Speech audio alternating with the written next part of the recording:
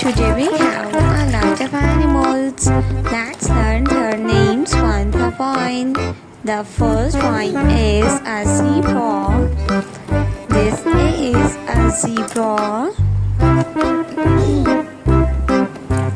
A rabbit. This is a rabbit. The next one is a cow. This is a cow. Elephant. This is elephant. A sheep. This is a sheep. A panda.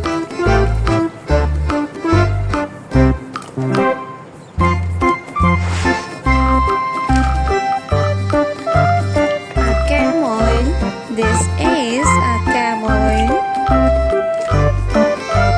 The next one is a lioness. This is a lioness. A hippopotamus. This is a hippo. A tiger. This is a tiger.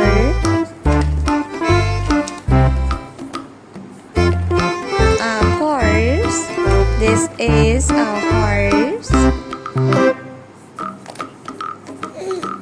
The next one is a lion. This is a lion. The next one is a sheep.